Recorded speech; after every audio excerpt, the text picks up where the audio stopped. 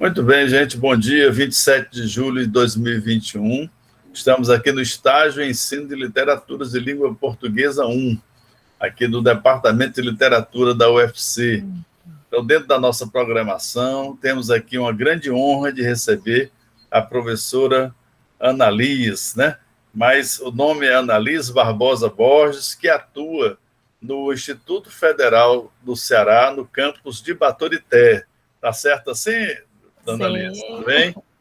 Muito bem. E temos aqui a oportunidade, né, gente, de olhar mais um ângulo, né, mais uma perspectiva do ensino, e particularmente como a gente prioriza, claro, né, porque nós somos uma instituição pública, a gente prioriza, sim, como vai se desenvolvendo o ensino e, sobretudo, com foco na literatura, no âmbito, né, do sistema oficial, né?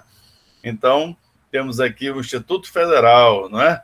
E cada um, eu acho que vocês viram aqui, até na prévia, né? Vocês já viram que existem peculiaridades, né? Cada um tem uma autonomia de planejamento, né? Isso vai depender de uma série de circunstâncias, tá? O que mostra, inclusive, o caráter assim democrático, aberto, né? Quer dizer, há muita participação, não é isso? De quem integra, né? Administração, magistério e tal. E as questões também, às vezes, regionais, né? Eu acho que o Instituto Federal tem que ter uma vocação regional, não é? Ele vai atuar na região e, certamente, ele acaba por influenciar o próprio desenvolvimento da região. Essa aqui né, é a ideia, certo? E aqui, está chegando agora, está aqui, muito bem, então, chegando aqui também, né, para a nossa satisfação também, né, a professora Nádia Gurgel, tá certo? Está aproveitando, aqui está a professora Nádia, não é? E chega aqui também, você vê que tem uma característica das professoras, né, do FCE, que é a simpatia, né? Ambas, né, são bastante simpáticas, né? E aí vocês têm também o brilho, né, gente? Esse brilho é também o brilho de uma alta competência, de uma vivência apaixonada dentro do magistério. E a professora Nádia, não é? Atua já num outro campus, tá? Na minha atualização, né, Nádia? É o Mirim, não é isso? Bom dia, bom dia. Eu estou ainda em Itapipoca. Itapipoca. Então, a partir de janeiro, o Mirim, viu? A partir de janeiro, o Mirim. Pronto. Então eu estou antecipado, né? Estou falando só uma prévia, né?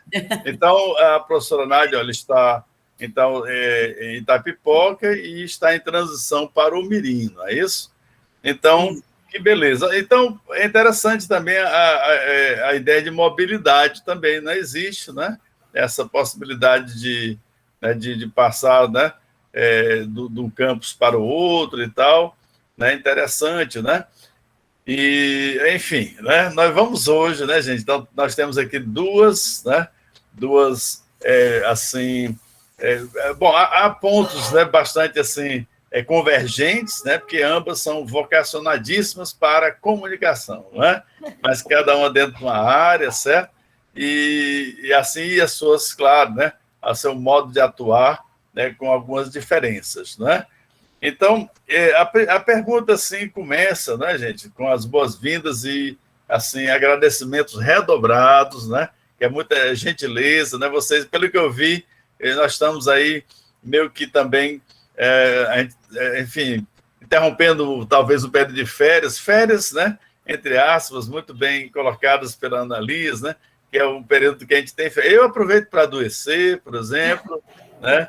Aí nós temos também um momento que a gente aproveita para fazer um planejamento e tal. Claro que são férias, né, relativas, né?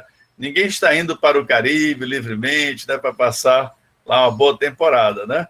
Mas é um momento também de transição, de reflexão, certo?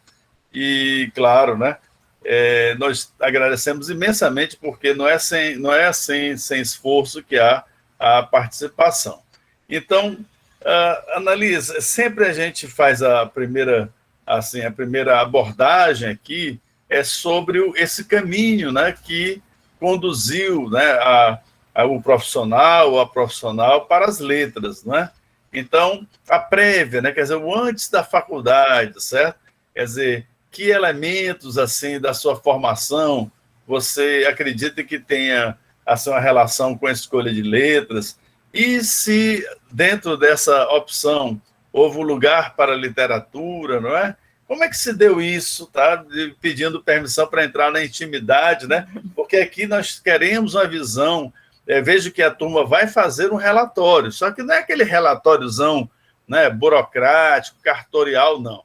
Aqui a gente quer história de vida, certo? A gente quer ver o magistério como vivência que vai influenciar humanisticamente, né, a formação cidadã, né, de novas gerações. É nessa visão que a gente não pode reduzir tudo, né, a gráficos e números e tal. Claro que é importante que a gente tenha esse controle, né? A gente fala muito aqui das taxonomias, planejamento, objetivos educacionais, BNCC, isso está totalmente já aqui no vocabulário de todo mundo, né? Mas a gente sabe que isso são meios, né, para que a gente atinja, dentro da nossa visão semiótica, né, são digamos, aqueles programas assim, que são intermediários, né, para chegar ao programa de base, né?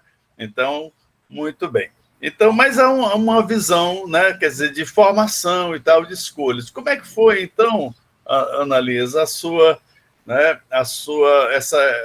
enfim, esse seu caminho até, assim, as letras? Como é que você justifica isso? Ou não tem justificativa? De repente, é aquilo que o Zuckerberg chama de acontecimento. Bom dia a todas, todos e todos. Primeiro, eu queria agradecer, né, o convite do professor Leite Júnior. Eu acho uma experiência que engrandece, na verdade, e eu acho interessante essa pergunta, assim, porque faz a gente revisitar e ter certeza das nossas escolhas também. O meu caminho, enfim, meu caminho foi, eu digo que eu tenho pistas no decorrer da história, da minha história, assim, com as letras, né? Eu sempre gostei muito de escrever, desde pequena, porque meu pai gostava muito de ler. Meu pai, ele tinha mania de comprar enciclopédias. Eu tenho as enciclopédias, várias enciclopédias do universo, ainda lá na estante da minha casa. Inclusive, amanhã eu vou passar por uma experiência nostálgica de decisões, assim, que a gente vai ter que dar um jeito nas enciclopédias, doar, enfim, porque minha mãe vai se mudar e ela não consegue mais. Aí me pediu para ir lá, que ela não consegue se desfazer da enciclopédia, só um momento de porque dos meus, né, que eu falei que eu ia me atrasar, porque eu estou nesse processo de mudança que não é minha, mas que é da minha mãe e da minha irmã. E aí a gente está vendo essa questão do que desfazer, né? E aí as enciclopédias, a leitura, meu pai sempre gostou muito de contar histórias para a gente e sair um pouco da caixinha do universo dos contos de fada, de criar histórias também junto com a gente. Então eu sempre tive um contato muito forte com a literatura, com a leitura e com a escrita, no sentido de me arriscar. E aí, né, no decorrer do meu ensino, no ensino básico, na verdade, principalmente no ensino médio, porque agora eu vou aqui fazer uma confissão. Durante até a minha antiga quinta série, né, que é o sexto ano agora, eu pensava em ser professora de matemática, gente. Naquele momento, né? Eu queria ser professora de matemática, porque não sei. Na minha cabeça era matemática. Eu digo, vou ser professora de matemática, acho que eu achava divertido, assim. Aí eu descobri a geometria, a trigonometria, e aí eu fui seguindo outros caminhos. Mas eu nunca deixei de. Olha aí, ó, tá vendo? Acontece, né? A lógica ali junto com a nossa leitura de mundo, com as linguagens, está ali, lado a lado, de alguma forma. E aí eu fui, acho que no ensino médio que começou a aparecer na minha mente a ideia mais de ir para uma área mais de humanas, pelas vivências, enfim. E apesar de eu ter tido contato com a literatura, sempre foi um contato muito mais da fruição, do prazer, do risco, enfim, sem... Mas quando eu entrei no primeiro ano do ensino médio, na verdade ainda na oitava série, eu comecei a ter contato, assim, comecei a perceber, vou colocar dessa forma, formas do professor, principalmente professores de português, professor e professora, de darem aula, né? Porque naquela época, como eu era uma aluna que estudava em escola particular, mas precisava de bolsa, eu não era rica, né? Não sou rica de outras coisas, né? Mas eu precisava tanto da bolsa, como precisava... Eu comecei a dar aula particular com 13 anos, né? Pra vocês terem noção aí. E aí eu dava aula particular para poder pagar uns livros, para poder, enfim, ter as minhas coisas e tal. E aí eu, por incrível que pareça, o que me chamou assim a atenção de aula, de coisas, eram mais os professores de português. Eu comecei a ficar mais envolvida, eu comecei a entender um pouco mais. Quando eu cheguei no primeiro ano, aí eu conheci, agora eu vou para o lado da literatura. Eu sempre tive contato com poesia lá em casa pelo Manuel Bandeira, porque meu pai gostava e tinha livro, eu tinha o livro Estrela da Vida Inteira, não sei o que, eu ficava lendo. Quando eu comecei a ler, eu pegava aquele livrão e dizia, vou ler esse livrão o dia todinho, né, que era um livro desse tamanho, né? O Estrela da Vida Inteira, tá? E aí eu dizia, eu quero ler e tal, e era o xodó do meu pai. E aí eu comecei a fazer os poemas, primeiros poemas de 96 para 97, né, que é... Eita, Paulo. Estou entregando uma idade aqui, vamos lá. De 96 para 97, na passagem do que seria o 9º ano hoje para o primeiro ano do ensino médio, comecei a escrever poesia muito nessa vibe do Manuel Bandeira, né? Eu vou aqui refazer, ressignificar. E fui conhecendo outros poetas. E aí tive professores para quem eu mostrei esses poemas e que começaram a me apresentar poetas, escritores. Eu comecei a ler muito, muito, muito, muito literatura. Pronto, aí foi quando eu entrei mesmo no universo da literatura de verdade. Porque, por exemplo, nunca vou esquecer, no segundo ano eu tive aula de romantismo, né, e tal. Aí você ouve falar, né, nas obras europeias, por exemplo, que iniciaram esse movimento. Então, você ouve falar nos Sofrimentos do Jovem Werther. Mas o professor levou o livro que ele tinha para a escola. E aí leu só um trechinho. E aí eu pedi emprestado. Eu digo, eu quero ler este livro. Eu não quero ler o trecho, eu quero ler o livro. E eu comecei a procurar, e procurar, e procurar. E foi quando eu realmente entrei nesse universo. Eu disse assim, isso aqui é algo que eu gostaria de estudar, de fazer, né, nem que fosse na época, né, nem que fosse por hobby. Por quê? Porque como eu era uma bolsista, né, você é meio que encaminhado para aquelas profissões, né, você vai fazer direito ou medicina, e na época era medicina, veja só, da matemática para medicina.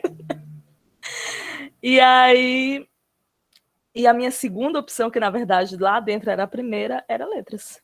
Então eu já era uma coisa certa, fazer medicina na UFC e letras na UES. Por que você não faz ciências biológicas? Eu não, porque eu quero fazer letras.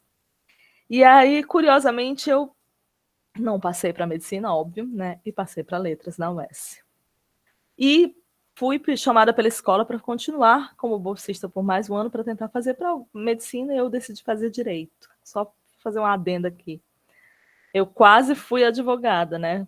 Quase mesmo. Mas eu, na reta final, assim, no ano de 2004, eu estava me formando em letras. E aí, ao mesmo tempo, eu estava já entrando no 7º semestre de Direito, fazendo estágio. E eu cheguei a estagiar.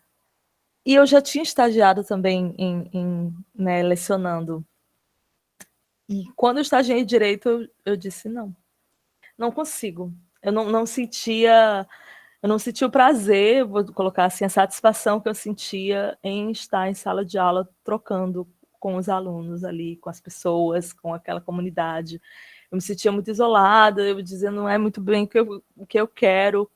E aí, quando eu digo para as pessoas que eu escolhi a educação e a área de letras por amor mesmo, por escolha, por me sentir bem naquela profissão. Eu sou uma profissional que eu faço o que eu gosto de fazer.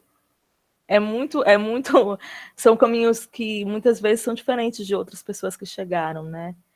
Então eu tive a sorte, eu vou colocar assim, de desde pequena meio que ser direcionada, mesmo que tenha passado pela matemática e pela medicina e pelo direito, mas de trilhar esse caminho que me levou até, não só até o curso de letras, mas a realmente optar por ser uma professora de português, uma pesquisadora agora, né, dentro dessa área. Educação, né? Da educação. É isso. Mas que beleza. Olha, então temos aí, gente, né?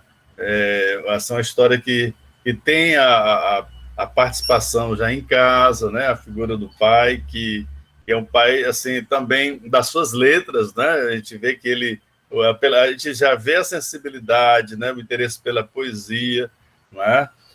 Bom, pelo que eu vi, a sua mãe está querendo colocar o livro para fora, mas o seu pai é que trouxe os livros para dentro, né? Brincando, não tem nada a ver.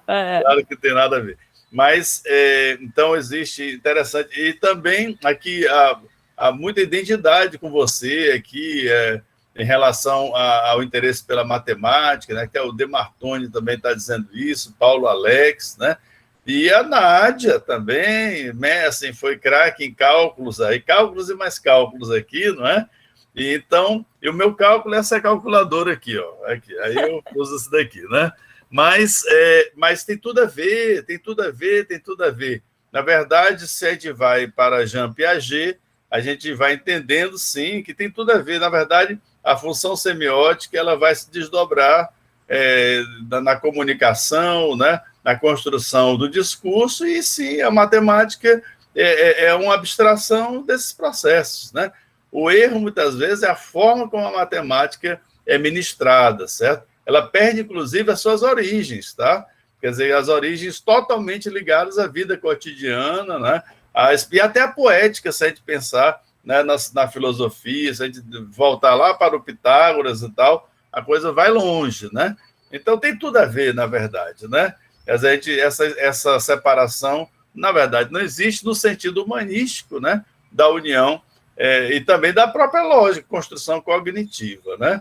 Muito bom e também muito interessante esses outros percursos que vão, né, mostrando, gente, que a afetividade é importante. Sem paixão, né, sem realmente querer, sem gostar, é muito duro, né, a pessoa entrar na vida profissional assim, apenas pelo seu aspecto meramente pragmático, né? Então, muito bonito também esse chamado, certo, do coração, certo? Aí está ponto para Zilberberg, né? Que diz que, né, o estado de alma rege o estado das coisas, né? Então, tá lá, eu vou dar essa chance para o Zilberberg, tá certo? Então, muito bem, muito bom, então, interessantíssimo, inclusive de direito, aqui vai uma pequena identidade aqui, eu fiz uns 2 anos, eu não aguentei tanto assim, mas foi o suficiente para eu fazer um cordel, né? Que é sobre a Constituição. Então, para mim, 2 anos de direito foi o suficiente para produzir, né, um cordel sobre a Constituição. Peguei o artigo 5º e transformei no cordel. E ficou como material didático acho que você já deve ter ouvido falar, do Jorge Hélio, que foi um amigo meu do básico de letras, quer dizer, o básico de letras e de outras humanidades, né, era algo comum. Então, nessa época, ele, por acaso, estava aqui também, né, nessa estrutura do meu tempo, né, da UFC, que tinha uma recepção para vários cursos ao mesmo tempo, né? Então, muito bom, muito bom. E eu vou passando aqui, né, para a nossa professora Nádia, né, perguntando também, Nádia, e você que é uma comunicadora, né, é uma pessoa que assim, transita pelas redes e tal, e que, né, tem toda essa... como é que foi, assim? Você, de repente, já vi que você, de cálculo, né, entende e tal, né, tem aqui, ó, técnica, tá aí, ó, e edificações, olha só. Então, a noção de estrutura não é só da semiótica, pelo que eu vejo, ela já está, né, em projetos arquitetônicos e tal.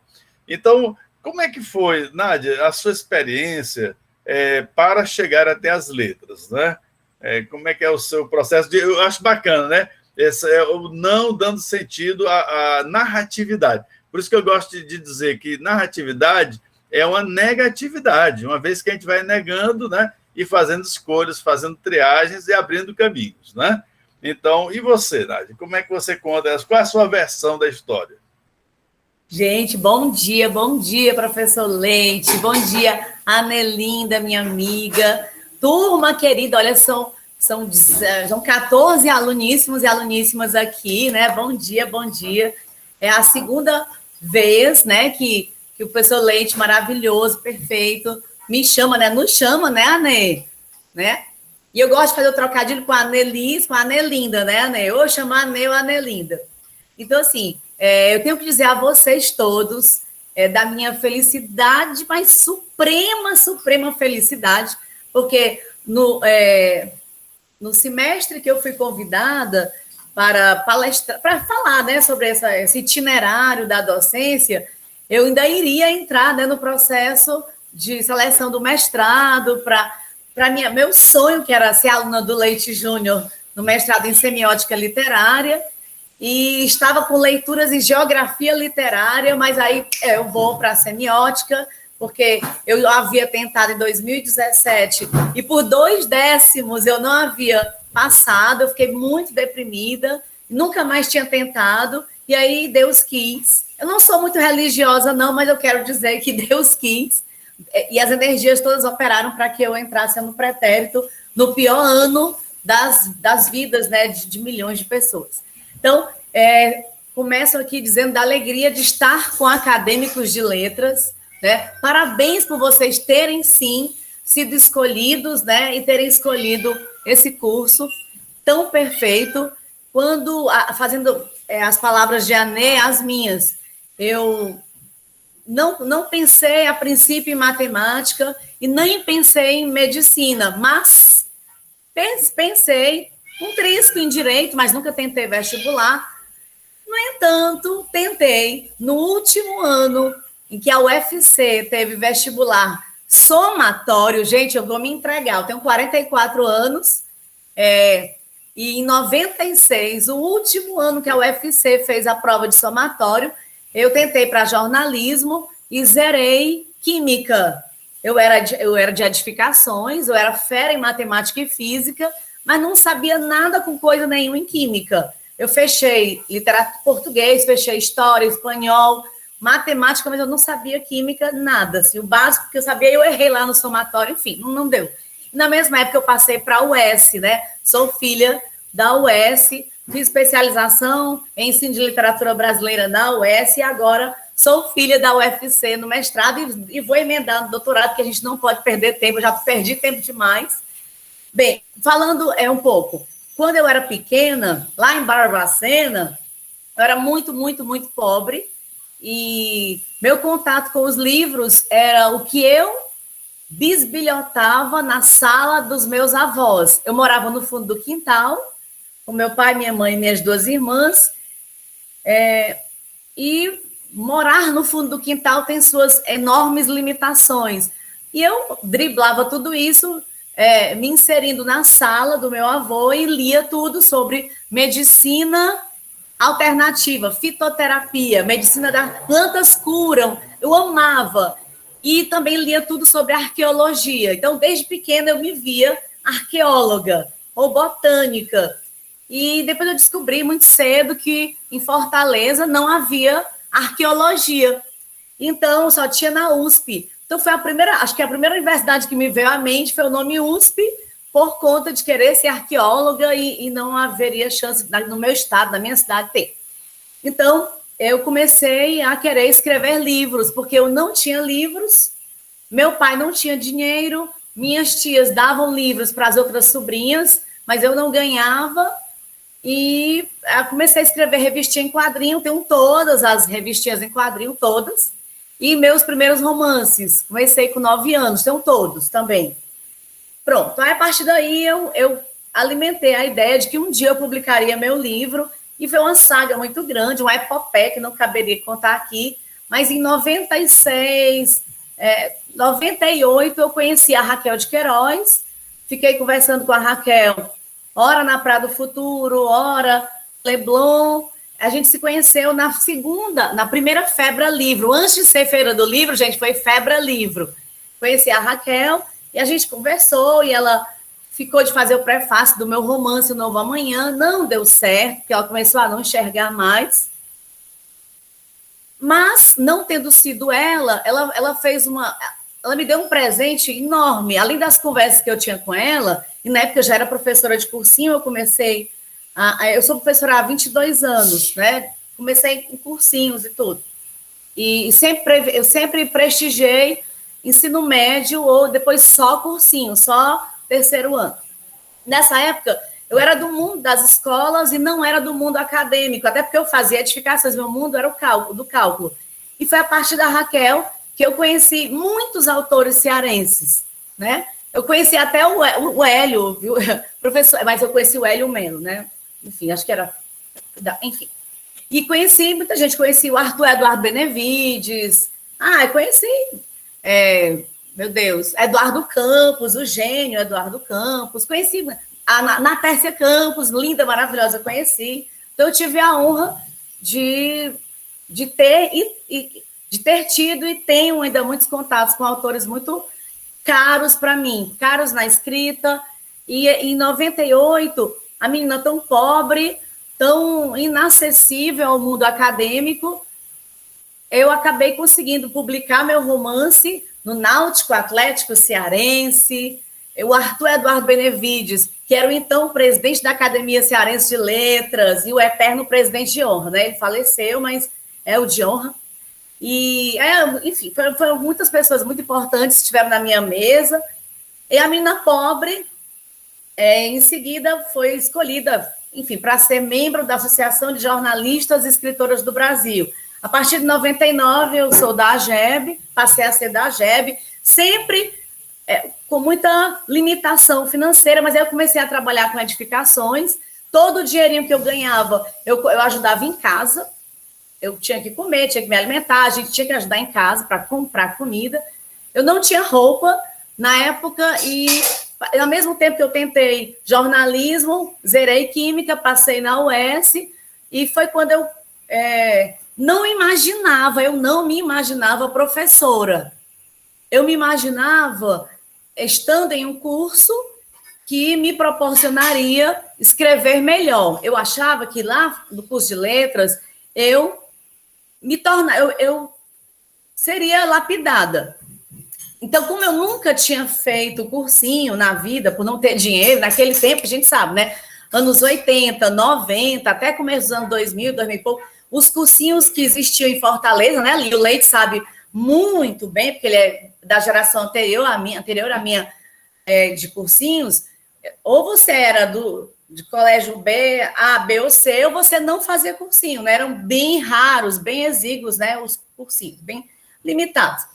Então, eu não sabia, eu juro a vocês, que eu fui fazer letras sem saber se era curso concorrido ou não era, eu não sabia. Eu sabia que eu queria jornalismo na UFC ou letras na UES. Eu não sabia nada. E o primeiro choque que eu tive foi quando um professor de metodologia do trabalho científico, que na época ele fazia doutorado, ou ele estava acabando doutorado, ele deu um pito geral na sala, porque só havia sido boa, né? Só foram boas 3 atuações de alunos, a minha e de mais 2. E ele deu um sermão, como é que pode? Vocês não escrevem. Aí eu pensei e falei, inocente, não, professor, tem uma coisa errada. Todo mundo que faz letras é porque escreve bem. E eu nunca tinha sabido. Ele, não, pelo contrário, muita gente que está aqui, olha o que ele falou. Aí eu me prometi nunca na vida falar isso para aluno nenhum. A gente aprende com o discurso péssimo do outro, né? Ele falou assim, não, você fique sabendo que aqui é muita gente frustrada do jornalismo e do direito. Quem não passa em outra faculdade vem para letras. Eu fiquei assim, meu Deus, que mundo é esse? E que discurso pavoroso é esse? Enfim, então esse foi meu primeiro contato com letras. Mas eu já trabalhava com edificações. não era feliz, mas eu era muito tímida. Eu acreditava que nunca eu seria professora, porque eu era incapaz de dar uma aula. Quando tinha que dar aula na faculdade, eu comecei no meio da graduação é que eu comecei a entender que eu levava jeito, mas não me via em sala de aula. E ainda estava com essa mentalidade de que eu iria gostar um dia dos cálculos de verdade. Mas eu comecei a levar muitos carões, muitos pitos dos meus patrões em edificações. Eu estava fazendo um cálculo, estava fazendo um orçamento, e eu parava e ia fazer um poema, porque na época eu escrevia para o Jornal do Leitor, no Povo. Eu tenho todas as minhas contribuições no Povo. Acho que eu contribuí 10 anos. E uma dessas, o meu chefe falou assim, olha, você está aqui para fazer quantitativo. Você não é para fazer poesia para jornal, não. E aí eu disse, poxa, eu estou com um livro sendo feito, né? E eu estou aqui no mundo que não entende esse meu mundo. E pronto. Congela. Eu já era do CA, do Centro Acadêmico de Letras. A gente promoveu umas reuniões para que a gente fosse ao Encontro Nacional dos Estudantes de Letras, que era o ENEL. Mas, na época, eu não poderia mais ir, porque meu noivo da época disse que eu não iria, que a gente iria casar, e olha, mulher minha não viaja. Só que eu já tinha acabado de lançar o livro, eu queria lançar o livro na UFRJ, e ele, enfim, para encurtar, ele acabou noivado, porque eu disse, brincando, que iria ao Rio. E aí eu fui, assim, não cabe aqui, mas foi uma coisa inacreditável para eu ter ido ao Rio, que eu não tinha dinheiro, era da comissão, mas não tinha pago nada, e não tinha mais vaga, mas arranjaram uma vaga, e minha madrinha pagou minha viagem. Então, aí eu conheci o Ziraldo lá, foi muito bom. Então, quando eu voltei, em agosto de 1999, eu estava sem trabalho em edificações, sem noivo, sem norte, né? E fui trabalhar em uma escolinha que a minha prima me indicou. Você quer dar aula de literatura? Não. Aí eu, vamos, né? Tava sem nada, mas foi lá. Eu tenho as fotografias com a primeira turma da minha vida. Foi lá, no colégio Vizinha Minha Mãe, Colégio Amadeu Cláudio Damasceno, no Henrique Jorge, que hoje é uma escola muito grande, Quixadá, né? Lá era um piloto de um anexo, lá de uma outra sede. Fui trabalhar lá como professora de redação e literatura. Nunca na vida tinha tido essa chance de me dar essa chance, né? A gente apresentava trabalhos na sala de aula para os amigos, né? Mas era alguma coisa muito em parceria, não era a mesma coisa de estar em sala todos os dias, né? E pronto, a partir daí, amei, nunca mais pensei em trabalhar com edificações. Mas uma coisa, gente, que eu botei na minha cabeça, eu não era da gramática. Em 2000, uma escola grande de Fortaleza me convidou para ser professora de lá. Eu estava com menos de um ano de magistério, mas eu já comecei, eu quero aproveitar tudo agora. Eu tinha mudado tudo, né? Eu não tinha mais aquele noivo insuportável, eu tinha me descoberto não mais tímida em sala de aula, tinha muitas amigas, coisa que eu nunca tinha tido, e aí eu queria dar aula no centro, é o alvo. Gente, vocês que fazem letras, vocês devem ter ouvido isso, né? Você tem que ser do colégio tal, né? Isso que, né? Acontece, do cursinho tal, eu tinha isso. Mas aí eu fui chamada para uma conversa, aí olha, se fosse redação, eu pegaria. Se fosse literatura, eu nem hesitaria. Mas gramática, não. A partir daqui, pessoal, por dinheiro nenhum na vida, até ser do IFCE, porque a gente é obrigado a ter, né, dominar a língua toda, dar aula de tudo, mas até eu ser concursada, eu nunca quis aula de gramática. Eu achava um tédio. Eu não sou técnica, tenho horror à técnica. Me senti a Clarice Lispector dizendo, tenho horror à técnica, né? E não foi mais... não foi, não. Passou a ser um crivo meu. Eu sou da literatura. Depois deixei redação também, fiquei só da literatura. Aí eu era conhecida na época como a da literaturíssima. E então foram vários anos, eu consegui também uma meta que eu tinha. Eu queria ser só professora de cursinho tal, da escola tal, porque era uma meta, porque eu sabia que não havia muitas mulheres em cursinho, né?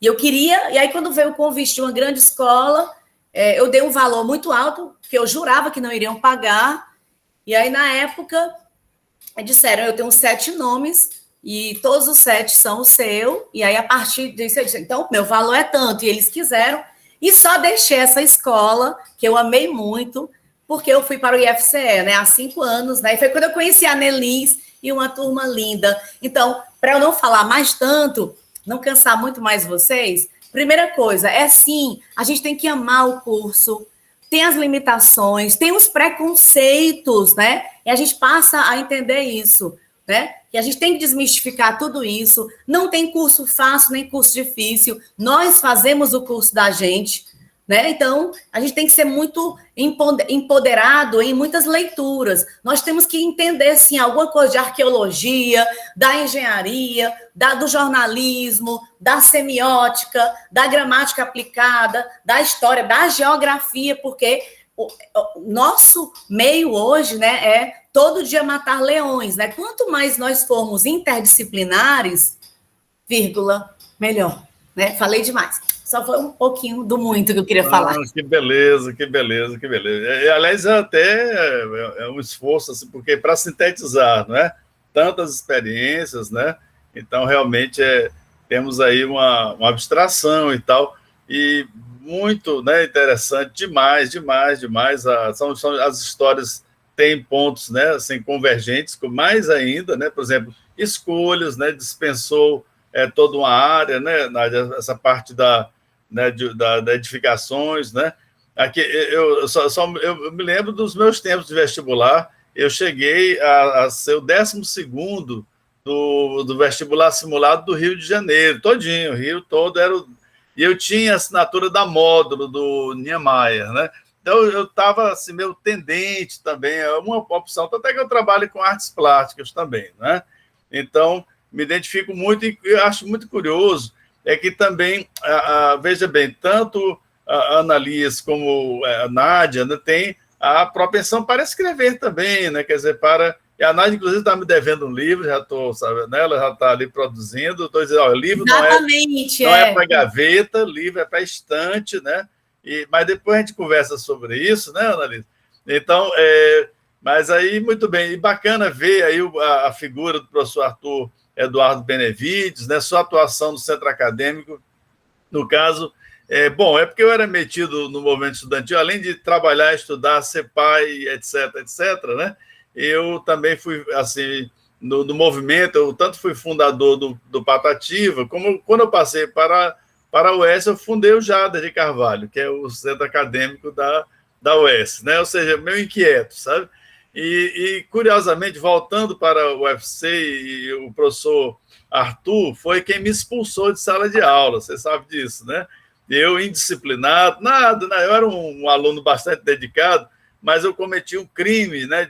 Que ele vinha de terno e gravata, né? E tal, botava o paletó assim, na cadeira antes de dar aula, etc., né? Aquela brilhantina, bigode Clark Gable, né? E tal. E muito bem, né? E uma pessoa de uma alma maravilhosa. Mas quando ele me encontrou de camisa regata em sala de aula, ele não suportou mais, né? E foi uma cena das mais curiosas, que também ele aproveitou para dar uma geral, mandou o Tertuliano, meu colega, tirar o boné. Olha só, não podia ter boné, só que o Tertuliano tinha uma careca debaixo do boné, aí ficou, né, uma coisa constrangedora para todo mundo. Ele acha que ele não conseguia conviver direito com a calvície, né? Resultado, me tornei um grande amigo, um amigo, assim, do Arthur, né? Porque isso aí acabou me levando para bater um papo com ele e tal. E, enfim, ele estava realmente assim, preocupado, era com outras coisas, né?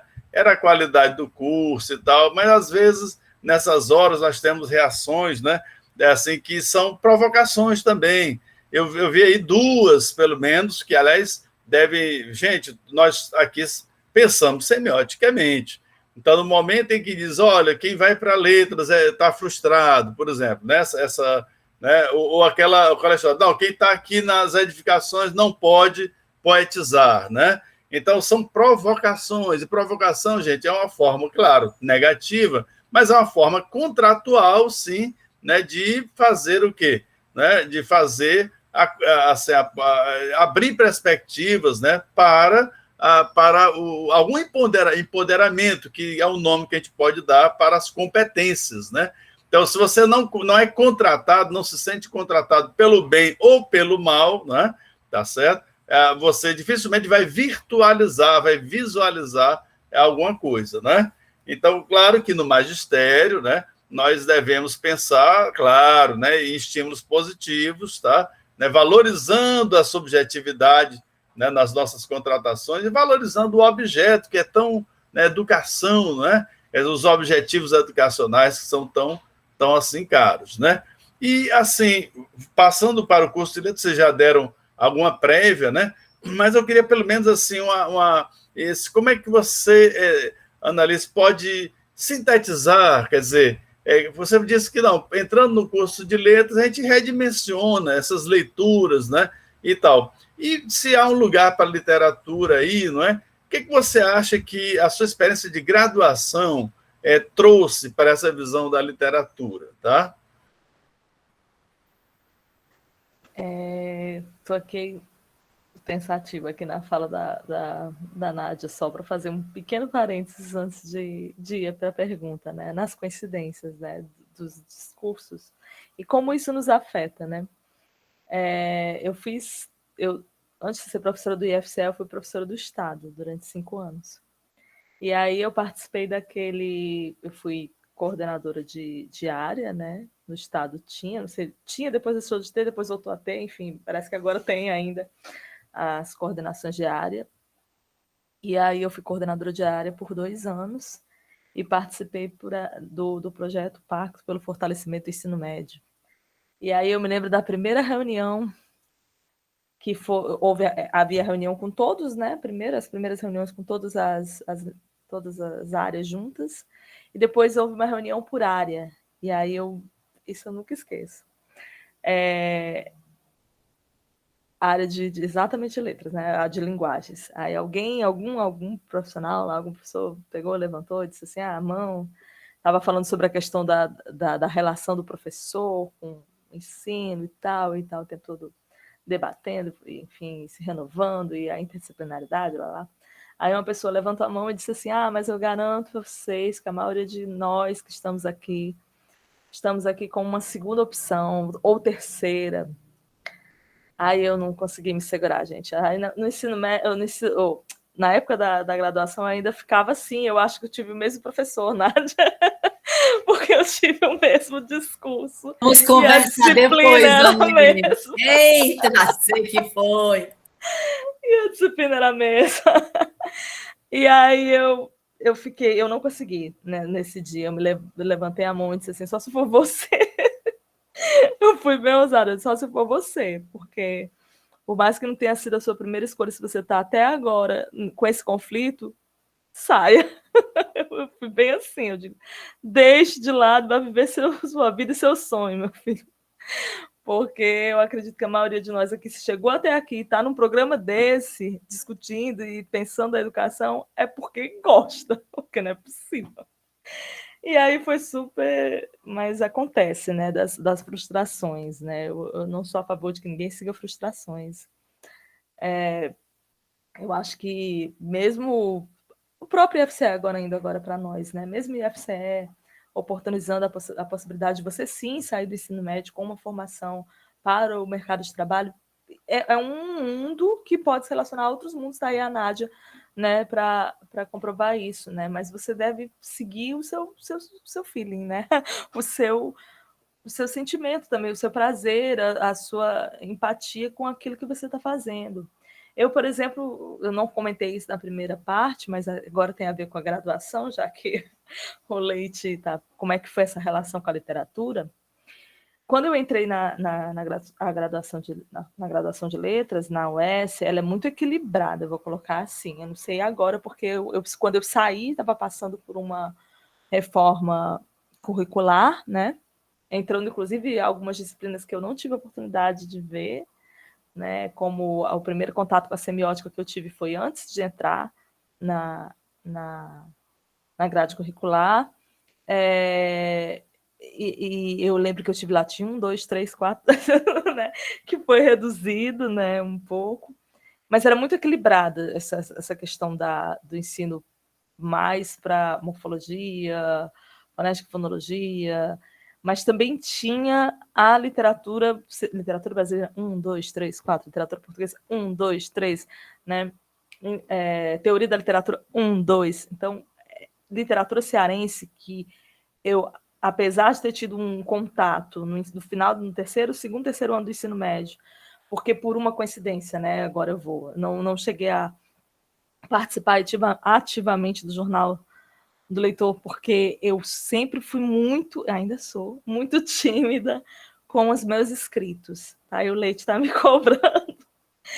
Então, eu realmente tenho muitas poesias engavetadas na gaveta, livros. Eu passei a escrever e a ter algo meu escrito conhecido, porque eu também fiz teatro. Depois que eu finalizei letras, comecei a trabalhar com letras, eu fiz em 2007 o curso de arte dramática da UFC, 2008, na verdade, 2007, 2008. E comecei a fazer teatro, outros cursos, né, no SESC, etc., em 2005, logo depois que eu terminei, né, letras. Então, eu também sou atriz profissional, lá na carteirinha. Maravilhosa atriz, por sinal. Gente, ela foi Tarsila do Amaral. Ninguém esquece, ela é perfeita. E outros personagens, Que ano que vem, aquela fazer propaganda assim mesmo, né? Ano que vem, quem sabe, né? Ano que vem é data comemorativa. Talvez a gente volte com Tarsila. Né? 2022, enfim. E aí, o que acontece? No teatro, eu comecei a fazer alguns experimentos dramatúrgicos. E dramaturgia não pode ficar engavetada, ela tem que acontecer, ela acontece no palco. Então, acabou que a escrita da dramaturgia, ela aconteceu, me fez surgir como uma escritora dentro da área de teatro. A poetisa ficou ali engavetada, eu vou dizer. No ensino médio, eu fiz parte de um grupo de poetas daqui, que trocava cartas, gente. Eram cartas, ainda existiam as cartas. E aí a gente escrevia, quem me colocou foi o Juarez Leitão, porque eu fiz para ele a revisão do livro Sábado, Estação de Viver. A revisora daquele livro, uma das revisoras do livro fui eu. Adoro o livro, bem grossinho, adoro. Estava lá, inclusive, quando ele lançou, né? Enfim. E ele me apresentou no dia do lançamento, né, algumas figuras, e eu participei desses grupos. Eu escrevi, ela escreve, né? Ela não é só revisora, ela escreve poema e tal. E aí a gente escrevia poemas e mandava cartas, né, uns para os outros, e ficava nessa rotatividade. Eu acabei me perdendo um pouco do grupo, aí tinha São José Azevedo, enfim, e era bem interessante. E eu escrevi uma vez no Jornal do Leitor, acho que era do Povo, né, que tinha, né, que tem, né, acho que... Sim, sim. E participei do concurso do IBEU, de poesia. E, enfim, ganhei certificado, fui para premiação, etc, etc. Mas eu sempre fui muito tímida com relação às minhas produções. E a graduação, só para poder falar sobre o contato com a literatura, me fez não só ter contato, né? Porque quando eu saí do ensino médio e fui para a graduação, eu comecei a ter contato com outros escritores, que são os escritores da academia, os que estão ali, né? Os que terminam a aula e vão ali né, prolonga a disciplina que continua, né, fora da academia, enfim. Então, a gente debatia muito a teoria da literatura em sala de aula e a escrita literária nos espaços ali ao redor, né? Então, a gente fez alguns movimentos dentro da UES, como, por exemplo, abriu para a arte, porque aí a linguagem ela se misturava com outras, né? A literatura se misturando com outras linguagens. Eu lembro que era interessante porque... Vou falar, gente, que todo mundo aqui é adulto, né? Tinha umas vinholadas na UES, né? Para quem conhece, que era exatamente quando tinham meio que o encontro de todos, porque a UES tinha ciências sociais, letras e filosofia. E meio que cada um no seu nicho, mas eu tive uma sorte nos anos 2000 ali de esses grupos se misturarem, estava um movimento muito de... E não só ali, mas também de se juntar com a UFC, então a gente fazia essa travessia ali das avenidas nesses movimentos. Então surgiram alguns encontros. O primeiro encontro de literatura infanto-juvenil, que foi feito pela UFC, e que a UES também participou ativamente naquela época, o Abril para a Arte, que teve 2 edições, a Agente do Teatro, que começou com um grupo amador dentro da UES, que era o Grupo Ânima de Teatro, que fazia adaptações de textos literários para apresentar na UES e fora da UES. Então, a gente teve a oportunidade, o Grupo Ânima, que depois virou Companhia Sonhar de Artes Cênicas, de também vivenciar a literatura, fazendo adaptações, como é que você leva isso para a escola. Então, a gente começou com os contos de fada, depois a gente foi para a adaptação da Cartomante, do Machado de Assis, para teatro. Então, houve uma série de envolvimentos que me fizeram pensar posteriormente, para saber como as coisas vão se linkando, né? Esses experimentos da gente, quanto alunos graduandos, me fez pensar depois como é que eu podia trabalhar isso em sala de aula, né? Como é que eu posso fazer os meus alunos também terem essa vivência? Não só aquela leitura... Passei também por algumas escolas, né, particulares antes de ir para o Estado, e a gente tem uma coisa meio que tem que cumprir, né? Tem que cumprir aquele cronograma e aquelas vestibular. Eu ainda peguei a transição aí do vestibular para o Enem, e antes do Enem, essa questão da leitura das obras, querendo ou não, ficava um pouco limitada por aquela questão mais, né, de uma preocupação de bisurar a literatura. Como é que você faz bizu com literatura, né? Mas você tinha uma coisa assim. E aí eu ficava pensando, eu não queria trabalhar só isso, eu queria que as pessoas lessem, eu queria que eles se divertissem, eu queria que eles se apropriassem disso, que criassem outras coisas. E aí, dessa experiência que eu tive na graduação, eu fui levando para a sala de aula. Como é que eu posso fazer?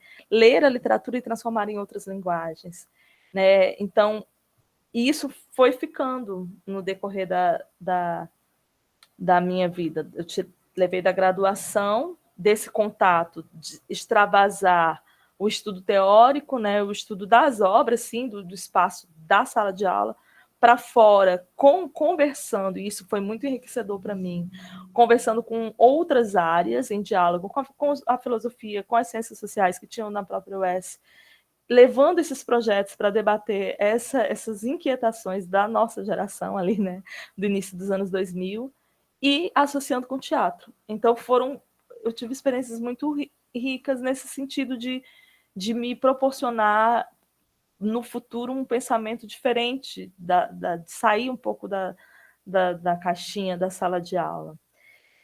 E eu lembro que foi uma das coisas que eu são 2 coisas, né? Que aí já pegando um gancho rapidamente aqui antes de finalizar minha fala.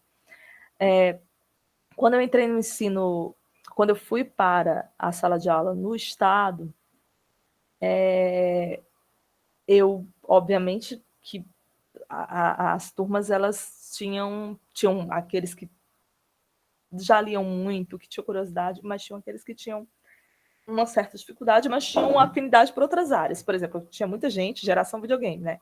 Que adorava videogame, adorava. E eu ficava, nossa, o pessoal tá ali, geração celular, tá ali, os jogos se comunicando, como é que eu posso fazer para poder trazer para cá? E aí eu fiquei pensando, como é que eu fazia para extravasar, para não ficar uma coisa muito fadonha na época que eu era aluna, né? Então aí eu comecei a lembrar das experiências que eu tive na graduação. E aí eu disse assim, gente, vamos fazer o seguinte, vamos ler aqui, eu vou apresentar eu lembro que a obra era o Cortiço. E aí eu disse, vou apresentar para vocês, a gente vai ler, começou a ler juntos, saía da sala de aula, tinha um espaço que a gente criou, nem sei se tem ainda na escola, mas era uma árvore e a gente sentava ali debaixo da árvore, depois o professor de artes criou os banquinhos feitos de pneu, né? E a gente sentava e começava a ler todo mundo junto e conversar, e eu disse, agora se vocês fossem contar hoje essa história, como é que seria?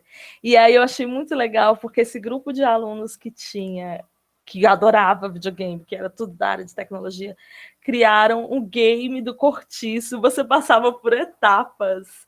Eu acho legal essas ressignificações, essa junção com outras linguagens e com outras áreas. E, posteriormente, já no IFCE, no Campus da Pipoca, eu fiz uma experiência parecida, mas deixando livre. Cada um vai fazer vai ter uma obra, na época a gente estava estudando romantismo, cada um fica com uma obra, cada equipe lê, a gente debate sobre as obras, depois vocês vão fazer uma adaptação da sua forma para a linguagem que você quiser. Aí saiu a peça teatral da Lucila, o rap da Helena, enfim, foi bem assim, né? E eu fico pensando, como é que a gente faz, né, para que esses alunos tenham vontade de ler, como, por exemplo, o julgamento da Capitu, né, que a gente fez também em Itapipoca. Como é que a gente faz para eles terem essa noção de que a obra é importante, de que a leitura da obra, porque literatura é ler a obra, não é só saber a periodização e as características das escolas literárias, mas é ler mesmo, pegar e ler o Machado de Assis, ler o José de Alencar, ler os autores da contemporaneidade também, né? Então, eu acho que é isso. Eu sempre fico atenta ao que está acontecendo agora e o que eu posso juntar, né, para que eles também possam fazer suas releituras, que eu acho que ler, debater e extravasar isso. E eu acho que muito veio da convivência dentro do universo da universidade mesmo, não só por uma questão de, sim, por uma questão também de que alguns professores embarcaram na nossa viagem. Por exemplo, em teoria da literatura, a gente tinha uma prova final, não prova final, mas a última prova do semestre, e grupo de alunos, que eu estava no meio, obviamente, pediu ao professor, o senhor dá uma chance a gente, ao invés de fazer essa prova, mais uma prova, a gente pode fazer um estudo, já que estamos estudando essa questão dos contos, a gente pode fazer um estudo de contos de fadas e fazer uma adaptação para teatro e apresentar para os alunos da UES, aqui no recém-lançado auditório. Ele disse, pode. E aí eu acho que essa possibilidade de você dialogar com o aluno e dizer como é que você quer, e estar aberto, fez surgir para mim o grupo de teatro, a possibilidade de vivenciar o teatro, e de levar para a sala de aula uma nova forma de dialogar literatura com outras áreas e outros conhecimentos, e fazer com que o aluno tivesse também esse interesse hoje. Então, esse sim desse professor me fez aprender a dizer sim para outras ideias que surgem hoje. É isso. Não sei se eu respondi, eu viajei. Beleza, não, com certeza. Bom, fica a lição, né? Primeiro que, gente, a vivência assim da acadêmica, né, ela não se fecha em quatro paredes, né? Não fica na sala de aula, está mais do que claro. Eu acho que sala de aula é ponto de partida, às vezes ponto de chegada, mas não pode ser resolvido a universidade ali nas quatro paredes. A analista está mostrando que existem movimentos, né? Movimentos, e o nosso querido Fiorin explica que discurso conversa com discurso.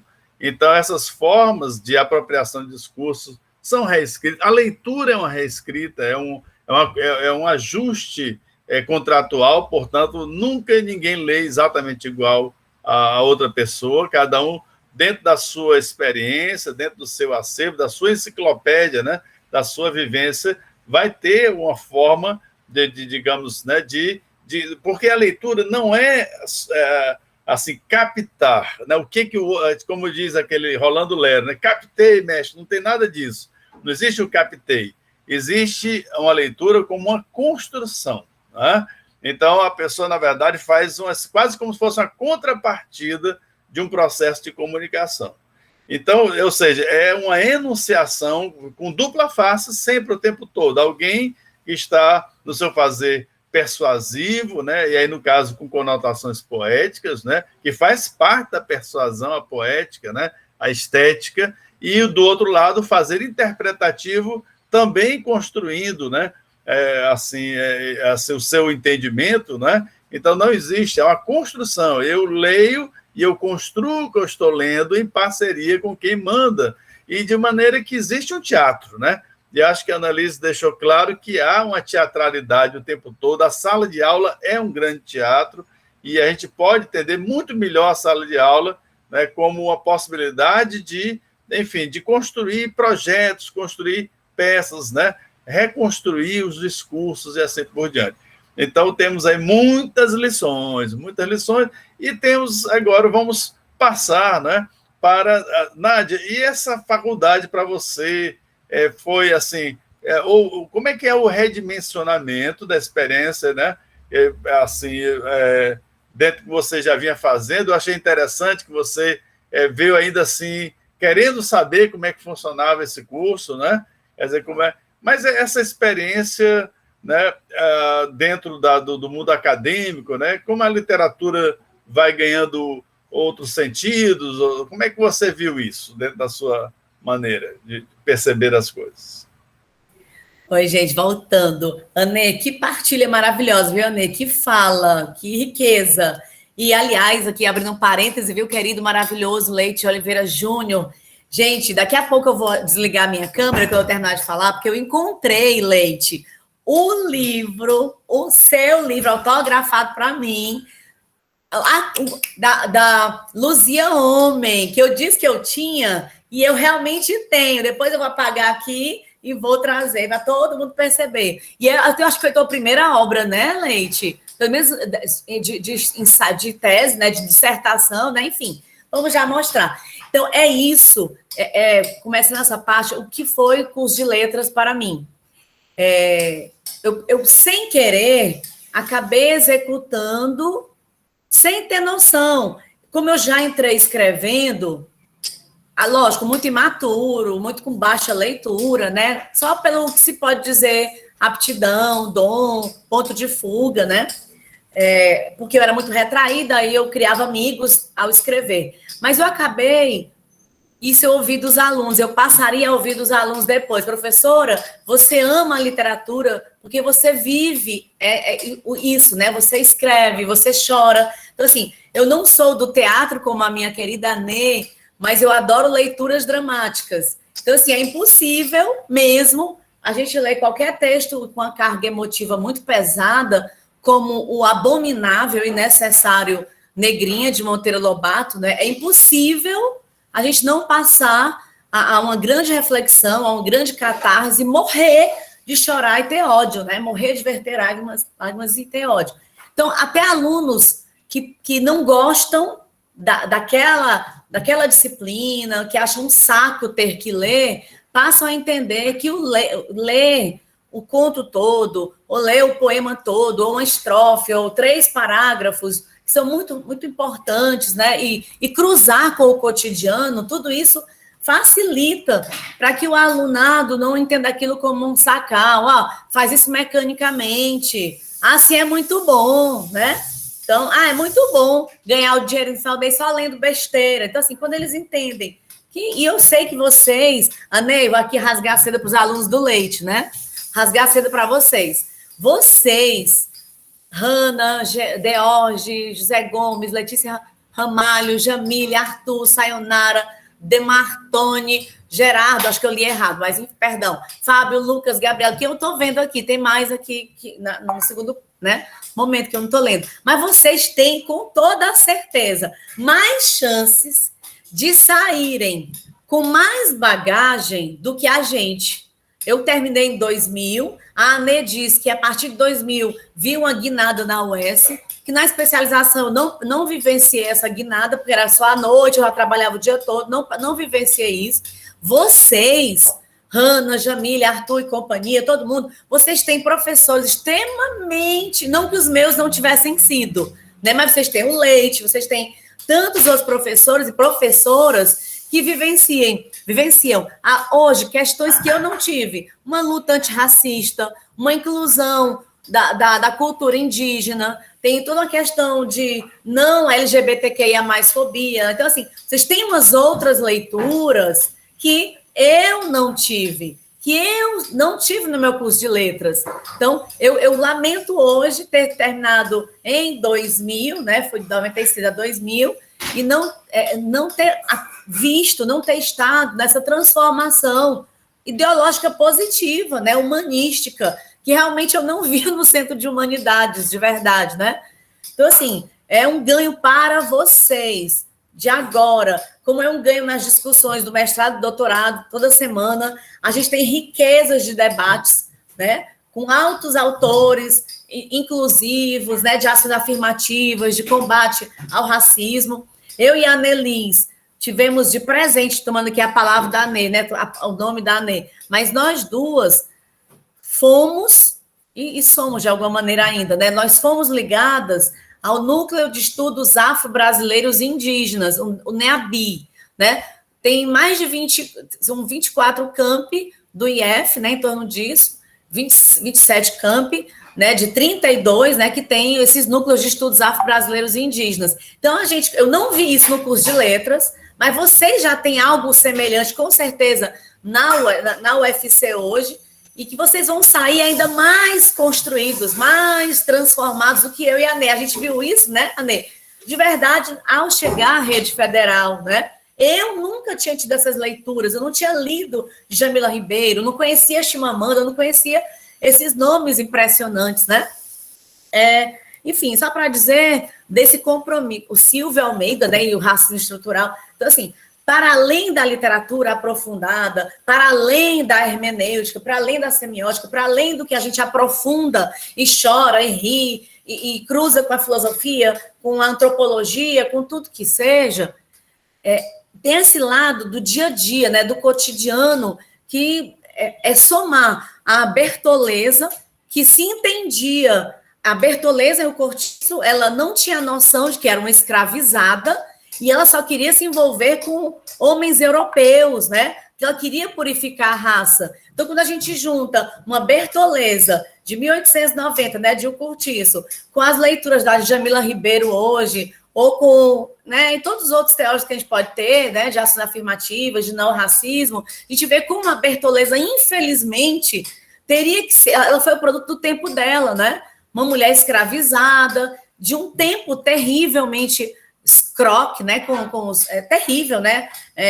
Tudo que a gente pode dizer de adjetivo podre, né, para os brancos escravizadores daquele tempo, e ela não tinha voz para brigar, né? Ela se envolvia com o português, era o que dava, né? Era o que tinha, para ver se, está escrito lá, né, se purificava a raça. Então, o que eu não tive no meu curso de letras, eu sei que, falando por mim, pela Nelis, uma gama de professores do IF, nós podemos, nos cursos de letras do IFCE, né, a Nê como professora do curso de letras de Baturité, e eu que já contribuí em Baturité, contribuí em Umirim, agora vou ser efetiva em Umirim, saindo de Tapipoca, que é um curso que eu amo, mas não tem letras lá, né? Tem cursos lindos, mas não tem letras. Eu sei que a gente pode contribuir e cada vez mais, e aprender muito com os alunos, né? Eu não tinha sabido na universidade que a gente tem quilombolas, que a gente tem quilombos. Eu não tinha sabido disso na UES. Eu vim aprender no chão do IFCE. Eu nunca tinha ouvido falar nisso quando eu era professora, considerada estrela dos cursinhos. Eu não conhecia. Então, assim, todo dia a gente aprende e aprende demais com os alunos, né? Então, todo dia a gente se reumaniza, a gente se qualifica, não para ser a doutora, a supermestra, a referência, não, mas porque a gente pode e deve fazer com que o outro veja as coisas que a gente teve a oportunidade de ver, né? E melhorar esse status quo, que está terrível, né? Está cada vez pior viver nesse mundo tão fascista, tão xenófobo, tão racista, né? E lógico que eu não tenho lugar de fala, eu não tenho a pele retinta, não sou a preta retinta, né? A dor de quem é escravizado eu nunca vou ter de verdade, mas eu posso ser um somatório de vozes que lutam contra isso tudo, né? Terrível que acontece. Mas olha que quanta coisa importante. Eu acho que a Nádia está mostrando, gente, acho que uma diacronia, né? Quer dizer, as coisas não são o conhecimento que neste momento está sendo compartilhado é uma construção histórica, está em plena dinâmica, né? Coisas novas estão aparecendo. Eu vou até lembrar que o meu supervisor de doutorado, certo?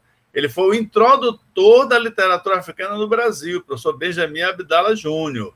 Veja, ele lá na editora, lá na Ática, a Ática que já foi bastante, né, importante, ele decidiu pela entrada de autores como o Luandino Vieira, por exemplo, uma edição até bonita, com um caju, né, aparece um caju até na capa, né? Então, autores africanos vão chegando no final dos anos 70, muito em função também da Revolução, né, dos cravos em Portugal, final da Guerra Colonial, né? E aí, nesse momento, os países vão construindo a sua identidade, né? E isso vai transparecendo mais aqui, não é? Quer dizer, é importante lembrar. Então, eu entrei em 86, né, de um concurso que houve um pouquinho antes, né? E eu entrei na UES em 86, e, gente, assumi como professor de literatura portuguesa. Tinha um pouquinho de tudo, mas o meu centro era a literatura portuguesa, né? Era a maior responsabilidade minha. E eu depois, com muito susto, anos depois, é que eu fui descobrir a literatura, por exemplo, de Cabo Verde, que foi uma grande surpresa para mim, e depois seria uma pesquisa, gente, muitos anos depois, no doutorado. Tendo atenção, lá no curso, que foi a nossa primeira turma, né, final dos anos 90, um professor, Mila Borrat, que veio da Áustria, que tinha sido, gente, da juventude nazista, certo? E foi um trauma. Veja a idade do Leite Júnior. Então, o cabra é velho, né? Mas não, ele já era muito idoso quando ele se apresentou ali, certo? E nós tínhamos que ter, assim, muito cuidado, porque ele falava bem baixinho, né?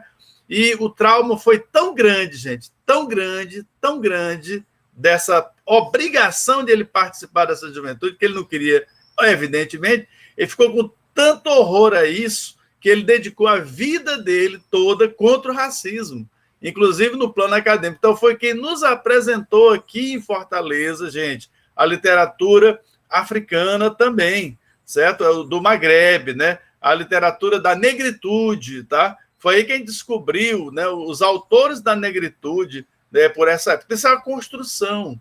Então, isso vai chegando em ondas, vai chegando em etapas, em gerações, e aí vocês estão percebendo claramente o significado, né, do que a professora Nádia está dizendo aqui, não é? E aquela história, como as coisas melhores da vida são aquelas que passam mais rápido, né? A gente já vai avançando aqui no horário, né?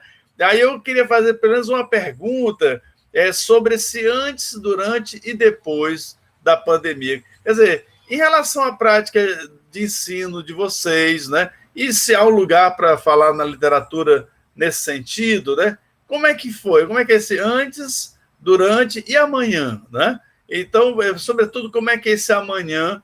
Vamos supor que a vacina dê certo, né?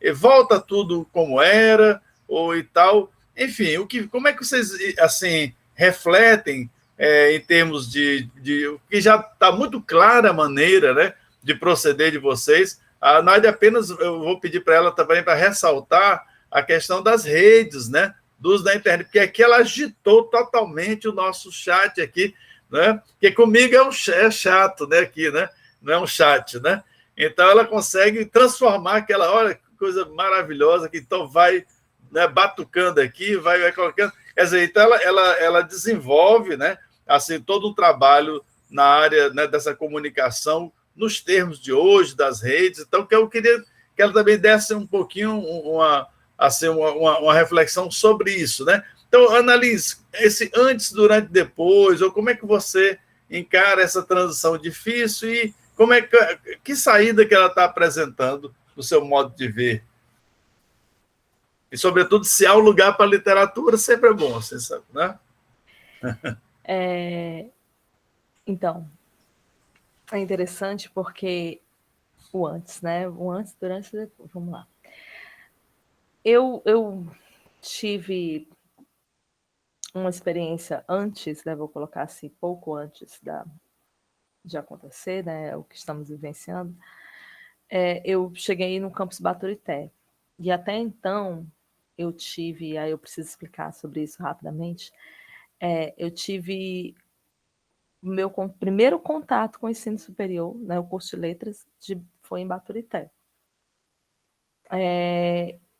E eu agradeço até porque passar pelos 3 anos de Itapipoca no NEABI, só para fazer um gancho aí, fez com que eu tivesse a oportunidade de... Realmente, a gente não...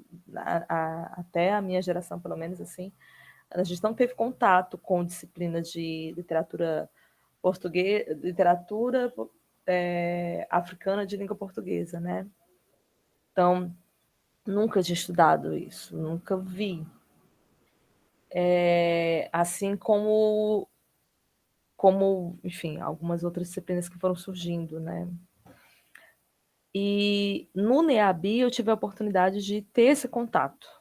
Por que eu estou falando sobre isso? Porque quando eu cheguei em 2019 no campus Baturité, uma das primeiras disciplinas que eu peguei foi exatamente essa, literatura africana de língua portuguesa. Então eu tive que estudar. Por mais que eu tenha tido um contato ali pelas leituras, eu não tinha tido ainda um contato muito aprofundado da leitura de literatura africana. Eu tinha um contato teórico e tal, mas eu não tinha. Então, as disciplinas, essa disciplina especificamente, para mim foi uma experiência de estudar junto, esse primeiro contato em 2019. Eu estudava junto com os alunos, eu estava aprendendo junto. Então, era nítido o meu encantamento. Nossa, esse é autor. Os alunos, professora, a senhora não leu? Aí eu digo, eu estou lendo agora, gente, eu estou estudando junto com vocês. Vai ser assim, eu vou me autoavaliar também aqui no final.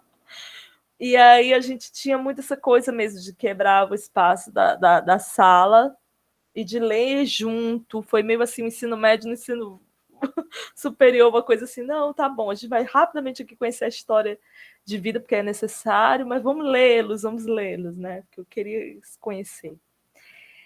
E aí, quando eu estava ainda no início dessa experiência, desse primeiro contato com o ensino superior, preciso falar sobre essa transição. E ao mesmo tempo, em 2020, surgiu a primeira turma de ensino médio do campus Baturité.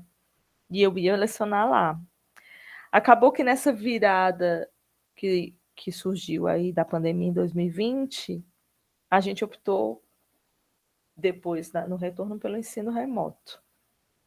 E aí, gente, foi muito louco, porque eu estava ainda aprendendo a lidar com essa coisa que é diferente, né, do ensino superior, pelo menos é diferente do que eu vivia no ensino médio, tem outras camadas, e ao mesmo tempo eu tinha que lidar com uma nova linguagem que eu não usava, mas eu tenho sorte naquele momento. Agora eu vou falar aqui da minha sorte. O meu companheiro, ele já gosta disso desde sempre. Ele é um historiador e professor também de História das Artes, porque ele também é formado em teatro, e foi nesse território do teatro que a gente se conheceu.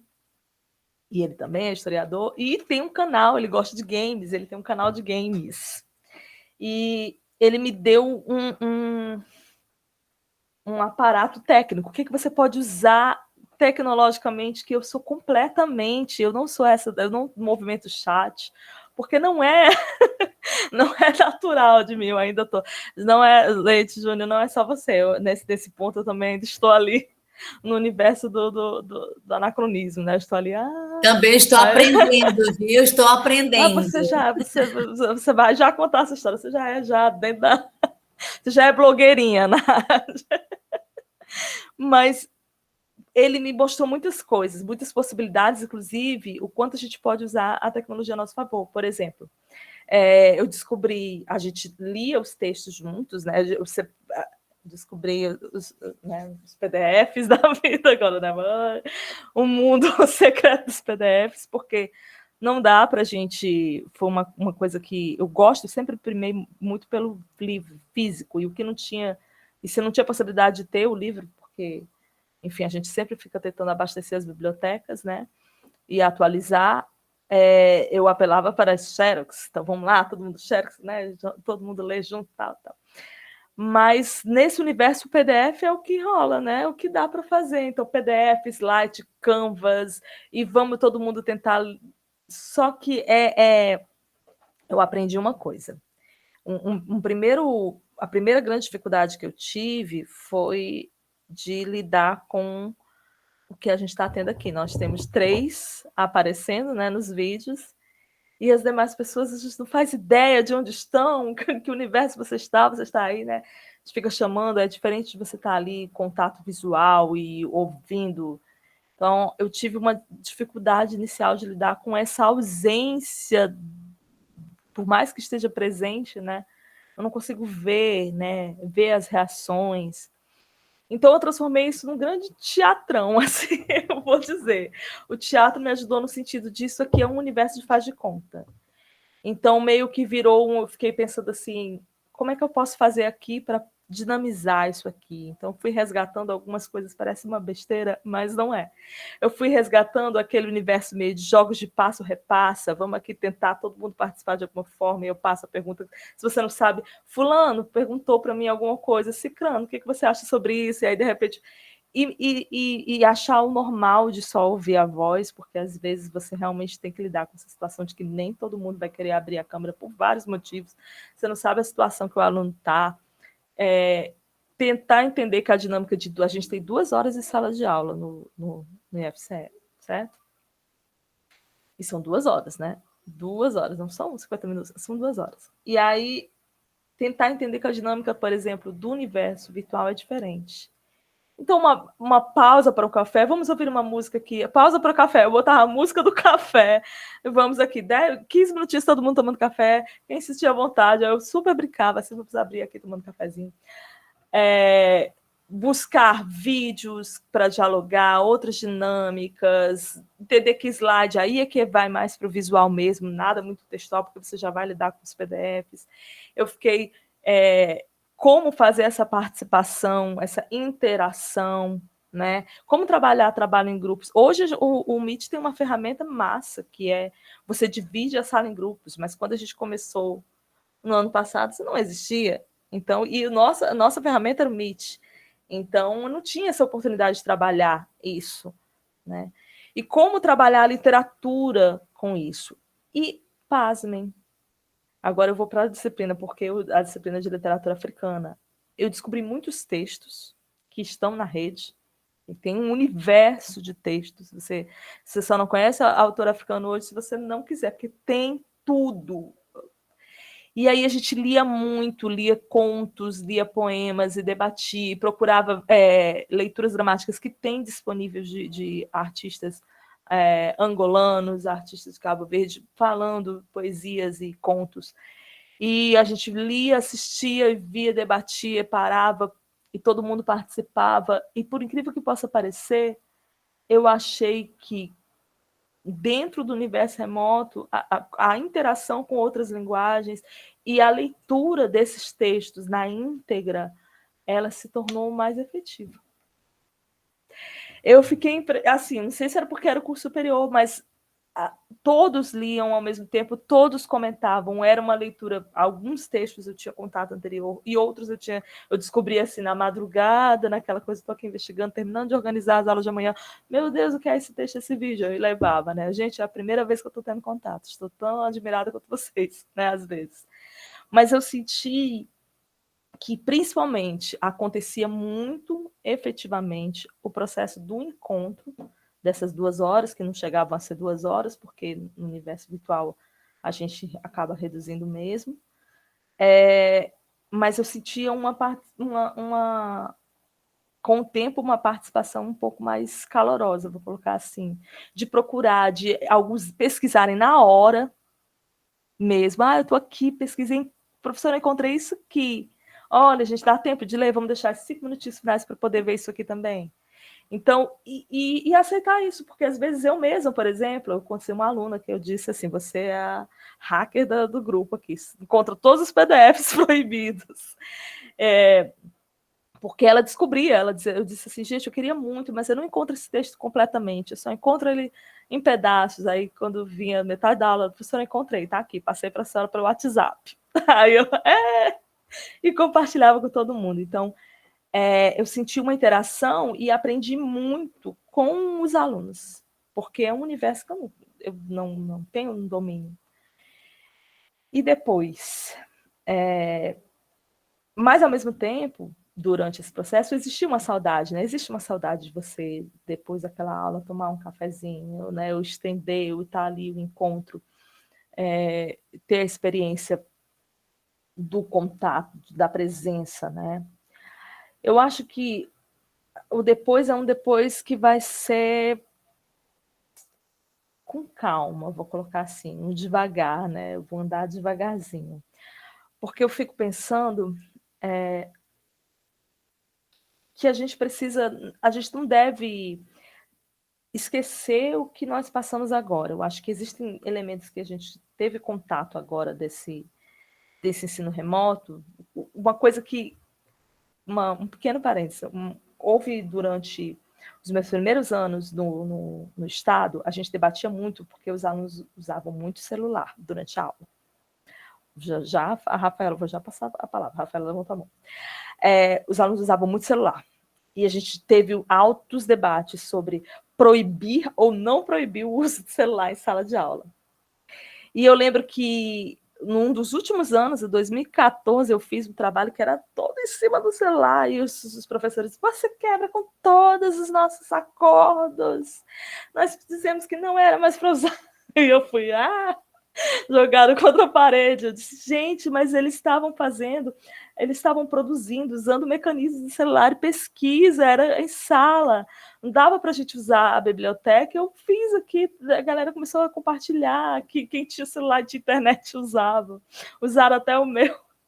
E eu fui massacrada, assim, não, mas era proibido, está atrapalhando, distraindo esses meninos.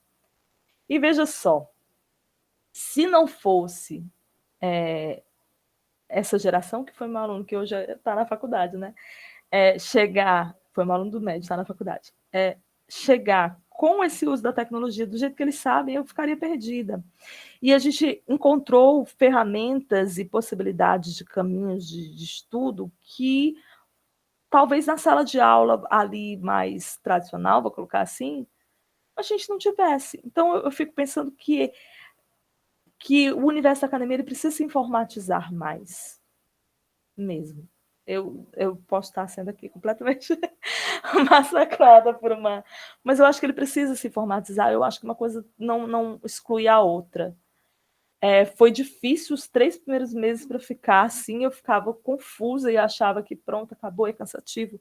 É cansativo, realmente, quando você prolonga a quantidade de horas que você tem em frente ao computador, você precisa parar e se alongar, e isso é engraçado, porque você pensa que você não pode levar, mas era uma coisa que eu levava do teatro, eu disse, gente, a minha última aula do dia, o nosso início vai ser o seguinte, todo mundo, quem quiser, se tiver vontade, abre as câmeras, vamos começar aqui fazendo um alongamento, e assim é que começava a aula, porque faz parte, mas eu fiquei pensando, poxa, eu fiz isso aqui porque eu estou sentada, mas por que eu não faço isso normalmente mesmo? Chegar na sala de aula, vamos aqui, se alongar, todo mundo se aquece, vamos ouvir uma musiquinha, vamos fazer uma pesquisa, vamos nos deslocar, vamos para o laboratório de informática, todo mundo junto, ligue os seus celulares, vamos todo mundo pesquisar aqui, usa a internet, porque são recursos que existem, que a gente fica com medo quando está no universo da sala de aula, ali pisando aquele chão com aquelas cadeirinhas, a gente fica com medo de usar, oh meu Deus, o lugar sagrado da sala de aula, só o pincel e os slides que entraram agora.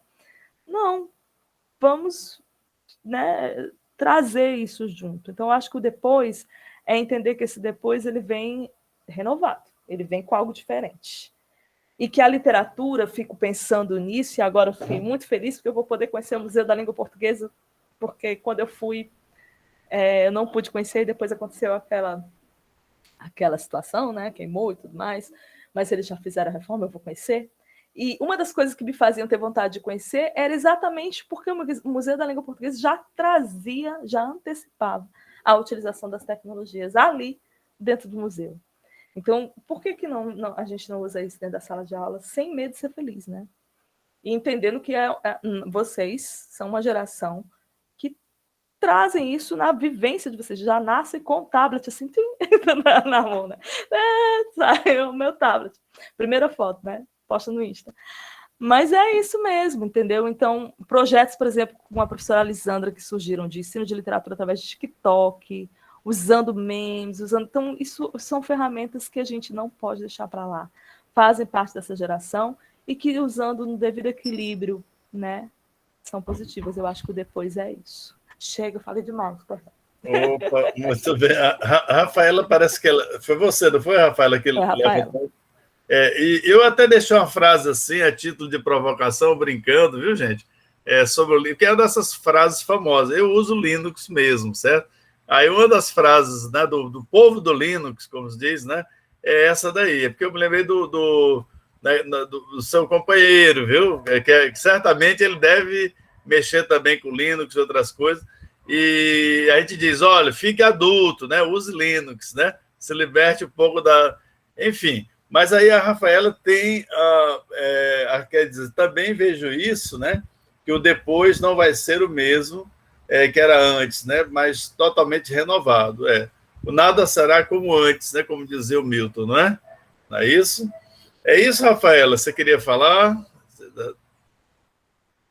Acho que ela botou aqui no Na verdade, eu apertei sem querer a mãozinha, mas aí depois eu quis fazer um comentário, eu escrevi lá. Não, mas sempre é bem-vinda, extremamente bem-vinda, viu? Bacana, é isso mesmo, você deu a síntese aqui, é isso mesmo, com certeza.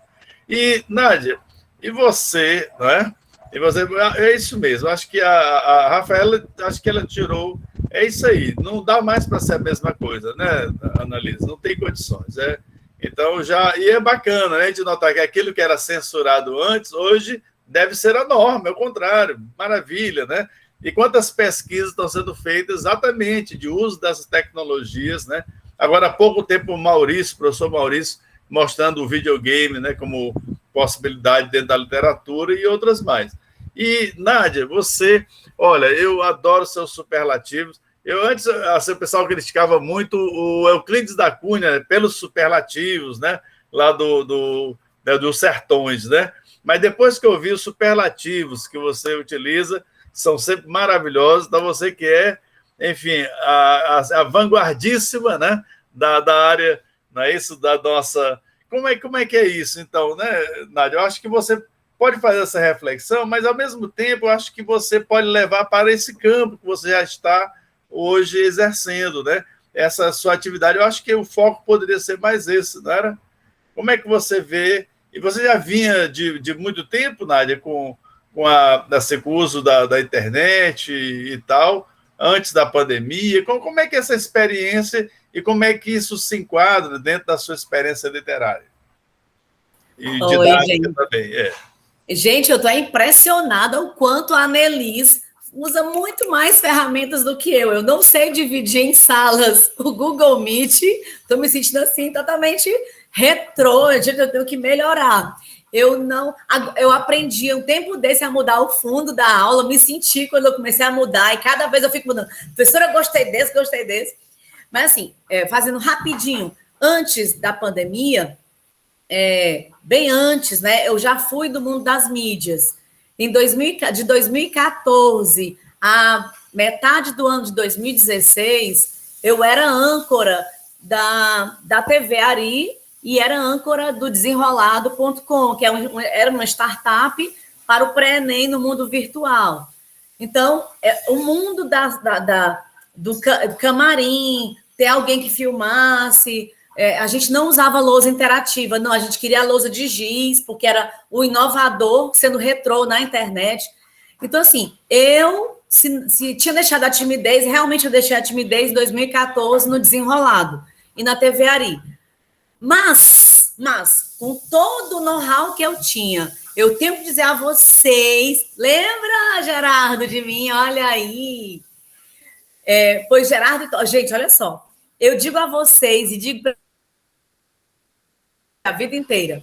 Quando eu, em 2020, tendo tido vários anos longe dos holofotes, né? Não era mais de lugar nenhum, a não ser do IFCE. E eu não sou da TV IFCE, que eu vou dizer para vocês que é o meu sonho, né, Elisa? É o meu sonho. Só que aí não é meu cargo, eu não sou da comunicação social, tenho essa frustração para sempre.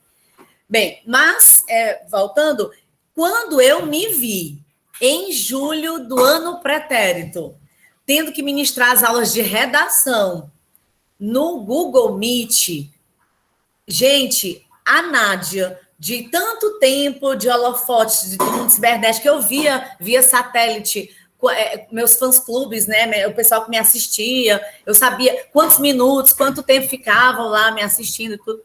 Eu era só da literatura, né, do pré-ENEM. Código de linguagem. essa Nádia não existia, porque eu me via travada no Meet, a minha internet era péssima, eram 2 filhos também assistindo aula remota, então, para mim, foi o choque, é como se eu nunca tivesse tido contato. Realmente, Google Meet, para mim, era a novidade. Isso foi o primeiro momento de contato com os meninos no Google Meet. Como a Nelis falou, realmente, como é, graças a Deus, o habitual, a gente tende a evoluir, né? Eu melhorei, né? De repente, consegui mesmo fazer uma aula também muito dinâmica, muito interativa. A aula hoje é do realismo. E aí, agora, gente, cada um tem uns minutinhos para escolher uma música e passar o videoclipe de uma música considerada neorrealista violenta, lá, Rubem Fonseca, cruzando o 19 com o século 20, né? E tudo. Realmente, eu me apaixonei pelo meu filho, através do meu filho de 14 anos, e mostrei para os alunos, assim, de pronto, os curtas-metragens do Steve Coots, que ele é incrivelmente distópico. Então, para falar de realismo e naturalismo, é incrível usar os curtas do Steve Coots. E aprendi com o meu filho e aprendi demais com os alunos. Realmente, a Ney, todo mundo percebe isso, né? Os alunos, estão muito avançados. Eles são de uma geração muito mais habilitada, né? Ainda estou engatinhando. Daqui a pouco eu vou tentar aprender, me ensinar. Eu não sei dividir em grupos, estou arrasada, vontade de morrer. Não sei fazer isso, né? E ainda tem por exemplo, confessando para vocês, eu, Nádia, não uso o Google Formulário. Por exemplo, eu sei que é simples, é normal, mas eu não uso. Por exemplo, então assim, e é uma coisa que eu não uso. Por quê? Porque aí é uma coisa que eu desenvolvi nessa pandemia, e modéstia à parte, acho que foi muito interessante. No meu campus, não é imposto que você faça prova mesmo, tradicional, de você ligar, liguem as câmeras, quero ver se não tem ninguém colando. Minha estratégia foi, até porque eu priorizo aulas ao vivo e em cores, né? Eu sou das síncronas, eu sempre faço as provas como sendo pesquisas para serem feitas as entregas e as apresentações ao vivo e em cores. Ainda que o aluno mostre um vídeo que fez, ainda que ele exiba qualquer ferramenta ou só exiba seu áudio, eles têm que apresentar os trabalhos. Então, eu não tenho preocupação com chamada e faço ainda, mas eu sei quem vai à minha aula e quem não vai, então eu não faço prova, por isso que eu não uso o Google Formulários também, né? Então, assim, um pouquinho desse estranhamento e dessa felicitação que o mundo cibernético me proporcionou. Agora, quanto ao mundo digital, né, esse mundo hipertextual de estar, por exemplo, no Instagram, eu gosto muito de usar superlativos, meus alunos sabem, eu sou superlativista, né? No Instagram, adoro neologismos, tudo eu boto Y, obrigádia, de Nádia, e como só vocês dois me conheciam, né? O Gerardo, não sei mais quem me conhecia, mas eu passei por um drama familiar muito grande no final de maio ao começo a metade de junho, certo? O meu marido teve Covid muito grave, só não foi para UTI, mas sofreu 17 dias, tudo que a gente possa pensar que alguém pode sofrer no Covid, e eu fiquei com ele 17 dias. De lá para cá, gente, primeira mão, viu? Essa é a primeira vez que eu apareço com o meu cabelo novo, que é preto e curto. Eu estava loura, né, com o cabelo comprido. Mudei. Hoje, eu mudei domingo e hoje é a minha primeira aparição. Mas onde eu quero chegar é que eu estou vindo de uma baixa autoestima muito grande. Vou até chorar. Eu não sei como é que eu vou ser agora, porque eu sofri muito com a doença do meu marido e, de repente, eu nem usava mais a Brigádia. Eu usei agora no chat, mas eu estou muito abalada emocionalmente. Então, assim, coisas que me davam alegria de postar vídeos aleatórios sobre literatura ou sobre algo crítico. Eu voltei a fazer essa semana, mas não era mais... Na minha cabeça, eu não poderia mais, sabe? Eu não queria mais isso para mim. Eu comecei a ver coisas que eu não via. Eu comecei a achar que eu estava sendo uma idiota, uma imbecil. Eu fiz um repensar na minha vida muito grande. E foi muito chocante para mim. Então, agora é que eu estou tentando usar o Obrigádia, o de Nádia, e não é mais, não é em todo lugar, sabe? Aqui eu me senti à vontade, mas eu ainda estou muito retraída, porque meu marido também não ficou bom ainda. Ele está com problemas psiquiátricos e psicológicos depois do Covid, depois de 17 dias internado. Então, eu não sou a mesma nas redes sociais. Talvez agora, com o cabelo novo, eu consiga mudar, passando por fora, começando pelo exterior, mude meu interior de retraimento. Eu estou retraída, sabe? Então, só para dizer que eu passei por uma transformação realmente na escrita também, nas minhas redes sociais, no que eu postava, e as aulas começaram essa semana, mas estamos na aclimatação com os alunos. Aula vai começar amanhã, e amanhã, quinta e sexta, são mais do mestrado.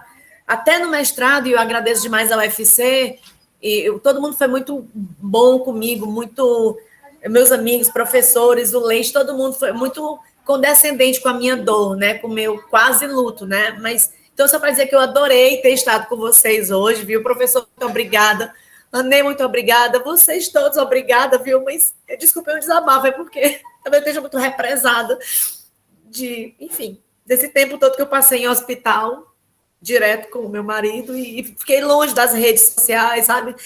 Hoje eu não gosto mais de WhatsApp, sabe? Eu bloqueei, assim, não gosto mais de olhar grupo. Enfim, eu estou no tratamento também psicológico, sabe? Foi pesado para mim. Difícil. Eu, assim, né, Nádia? Assim, se teve um momento... enfim, a gente tem passado por muitas coisas, né? Assim, de família. Eu tive perdas também, perdi tio, perdi tia, e tal, né? Mas, assim, se teve um momento que eu saí do ar foi quando a Nádia trouxe essas notícias, e aí eu perdi meu chão também. Você me ajudou tanto, viu, Leite? Me ajudou muito, muito, muito. A gente sabe que, assim, a Nádia é uma fonte de energia, você é solar, certo?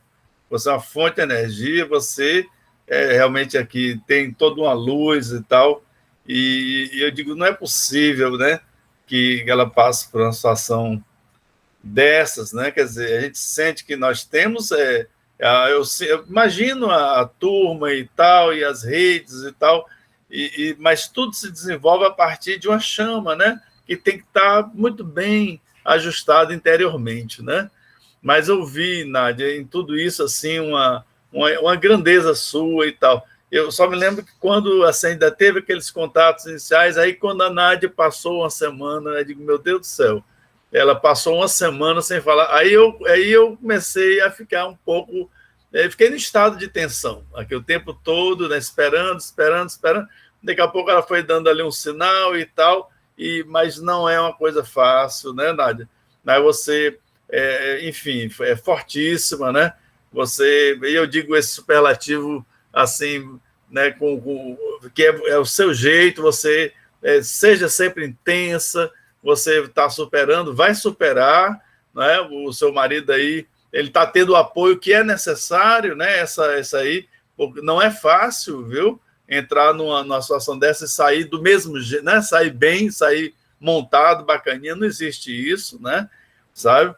Mas, olha, você é uma pessoa necessária, uma pessoa essencial, uma pessoa que pode ter certeza que a sua turma já está já naquela contagem regressiva para ver o seu trabalho, para contar com a sua energia, e isso vai funcionar super bem, né? E você é minha querida, né?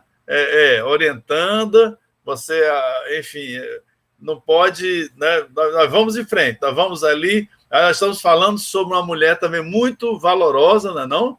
Né? Na pesquisa, não é isso? Então, a professora Ângela, que é uma Ângela Gutierrez, guerreira danada, né? Quer dizer, foi minha professora, olha só, minha professora. Então, nós temos sim, né? Você tem muitos motivos de vitória, e já é vitoriosa, né? E eu vou dizer, vitoriosíssima, certo? Né? Porque para vocês, esse negócio de vitoriosa não é suficiente, e eu tenho certeza que isso, enfim, marca, né? É um tempo, mas assim, aquela história, né? Como a cicatriz nos lembra, como até a Annalise falou, quer dizer, nós não vamos esquecer isso, né? mas, ao mesmo tempo, isso dá um novo sentido para a cura, né? A cura é uma nova vida, sabe? Eu acho que você tem aí um renascimento, certo? E isso é que é importante, né? A Annalise está até com uma... Fala, Annalise. Por favor. Eu ia dizer, assim, Nádia, que eu acompanhei, né? A gente ficava se falando, né? E acompanhei todo esse processo. É normal, assim, passar por esse momento de acolhimento consigo mesmo, de introspecção. Eu acho que isso acontece, vai acontecer. Eu acho que é o instante realmente de vocês se apoiarem, que nem tudo vai ser imediato, assim, eu vou me mostrar. De maneira nenhuma, o que você faz não pense que é algo idiota ou tolo, porque eu acho que toda emanação de luz de uma pessoa como você, que é muita alegria, que é muito iluminada, que onde chega a gente já abre um sorriso, já sente uma vontade de estar ali, de estar junto. Então, essa energia, ela é muito bem-vinda, não existe nenhuma tolice em espalhar felicidade e alegria. Mas também a gente entende e compreende que nós não somos 100% alegres o tempo todo, entendeu? Mas você é 100% intensa. Então, é óbvio que você vai sentir também. Quando for a dor, você vai sentir. E se sentir vontade de compartilhar a dor, compartilhe a dor. Não sinta, eu sou sempre conhecida por ser alegre, então eu não vou compartilhar a minha dor. Compartilhe, é necessário, sabe? É importante. É importante ouvir o carinho das pessoas. Eu estou vendo aqui no chat o carinho que as pessoas têm, porque isso vai fortalecer a energia que você tem, que você está precisando compartilhar agora com o seu marido, com o seu companheiro, com a sua família, né? Então, volte devagar. Se sentir vontade de voltar, se sentir vontade de ficar um tempo também, fique no seu tempo, volte no seu ritmo, volte com o que você quiser compartilhar, com o que o seu coração desejar, e também, se não for a hora, não se sinta assim, não se cobre por nada, nem pela sua dor, nem pela sua alegria que você sempre teve nesse processo. Eu acho que isso para a gente é muito bom, é muito bom. É muito bom ver a sua energia, mas é muito bom a gente também ter a noção de que quando a energia da gente baixa, a gente também tem a possibilidade de enxergar que os outros podem nos dar essa força, podem nos dar essa luz também, né? É isso, fica bem, um abraço forte. Tá lindo o cabelo curto, pretinho. Ficou muito bem, diga-se de passagem. Já estava bem, né? Ficou ótima, não tem... Tá muito bem. O César aqui, ele está evocando aqui uma figura espiritual de um grande líder maravilhoso que foi Dom Helder, né? E traz, engraçado, né? Traz aqui exatamente essa planta tão simples, né? Que é a cana de açúcar, né? Que parece que ela faz aquilo que o Caetano diz, né?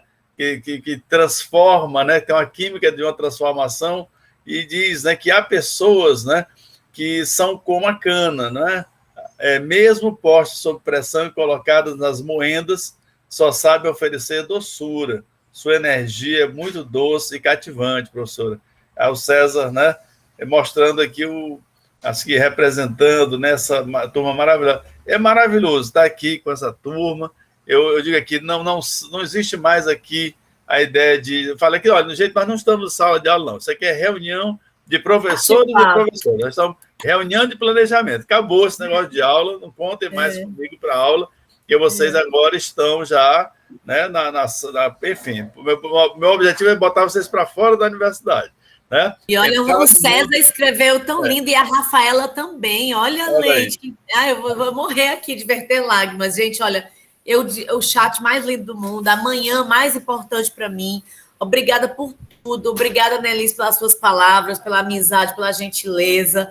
Leite, quantas vezes eu tenho que dizer para vocês, o Leite tem um irmão que é infectologista. Várias vezes eu liguei aperreando ao Leite para saber se remédio tal, se estava certo tal coisa do meu marido. Então, gente, de pronto, tenho que dizer muito obrigada, porque ainda existem, sim, pessoas amigas, humanas, né, humanizadas. Tem seres humanos que são desumanos, né? Nós estamos aqui num grupo seleto de pessoas que escolheram e foram escolhidos para a gente sensibilizar com o outro. É pelo texto, é pela imagem, é pela ligação, é pela mensagem do WhatsApp, por uma leitura dessa linda. Vinde a mim, todos que estáis cansados e sobrecarregados, eu vos aliviarei. Tomai sobre vós o meu jugo e aprendei de mim, porque sou manso e humilde de coração e achareis descanso para a vossa alma, porque meu jugo é suave e o meu fardo é leve. Que coisa linda, muito obrigada, né? Obrigado, Poucas profissões no mundo vão nos dar essa alegria do que é da docência. Pouquíssimas, raras, desconheço até. Que manhã, gente, muito obrigada. Assim, um presente para minha alma mesmo. De verdade, disparadamente. Bom, gente, então é hora de despedida. Muito obrigado, né? Nádia, Annalise, muito obrigado aí. Acho que a participação de vocês, como eu falei, são participações sempre inspiradoras, né? Eu acho que é isso, são testemunhos de vida, não é? E porque eu acho que é essa a imagem que eu penso de quem assume, né, essa nossa profissão, não é? Então, nós não podemos humanizar sendo meramente tecnicistas, né? Apenas burocratas e tal. Não há como. Aqui não há. Ou a gente entrega o coração, então sem negócio, né? Não funciona. Eu acho que, enfim, então vocês realmente nos trouxeram aqui páginas belíssimas, né? De toda uma vida, de toda a profissão, de toda a dedicação, certo? E com certeza, gente, né? Isso vai inspirar a nossa turma, que essa nova geração que vai aparecendo, né? E vai colocando a nossa profissão sempre numa condição historicamente dignificante, né? É nesse sentido que a gente está aqui reunido. Só tenho agradecimentos, tá? Muito obrigado, né?